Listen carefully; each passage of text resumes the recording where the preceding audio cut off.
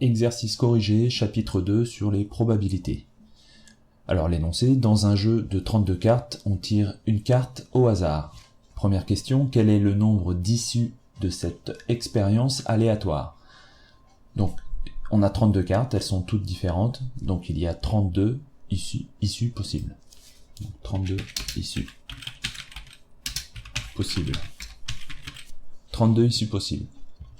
Deuxième question, y a-t-il équiprobabilité?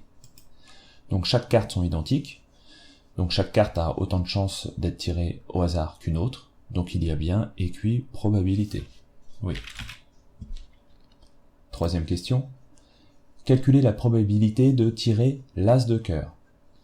Donc on sait qu'il y a 32 issues en tout, il faut compter le nombre d'as de cœur dans le jeu, donc il y a un seul as de cœur, donc une chance sur 32. Donc la probabilité d'obtenir l'as de cœur est de 1 sur 32. Calculer la probabilité de tirer une carte de cœur. Donc là aussi, il va falloir compter le nombre de cartes de cœur. Donc c'est un jeu de 32 cartes, il y a 4 couleurs différentes, donc 8 x 4, 32, 8 cartes de cœur, 8 cartes de pique, 8 de trèfle et 8 de carreau. Donc on a 8 chances d'obtenir un cœur sur 32. Donc la probabilité d'obtenir un cœur est de 8 sur 32. Cinquième question, calculer la probabilité de tirer un as. Donc là aussi on va compter le nombre d'as dans le paquet de 32 cartes.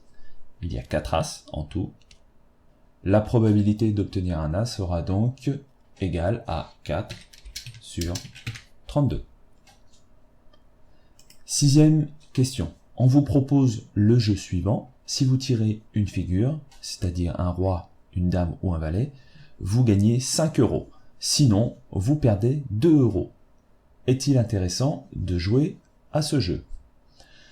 Alors, on va déjà, dans un premier temps, essayer de calculer la probabilité d'obtenir une figure et la probabilité de ne pas obtenir une figure. Donc, combien de figures y a-t-il dans le jeu? Il y a 4 couleurs et pour chaque couleur, un roi, une dame et un valet. Donc 3 fois 4, 12 figures. 12 figures dans le jeu.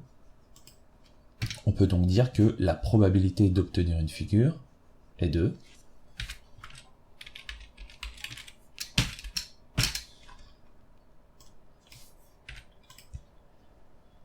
12 sur 32.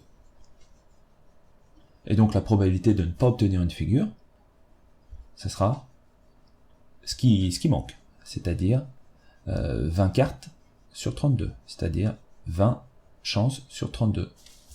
Donc probabilité de ne pas obtenir une figure égale à 20 sur 32. Donc il y a plus de chances de ne pas obtenir une figure que d'obtenir une figure. Donc on peut penser que ce jeu n'est pas intéressant. Mais c'est pas suffisant pour pouvoir répondre correctement à la question. Puisque on n'a pas les mêmes gains ou les mêmes pertes. 5 euros de gains et 2 euros de perte.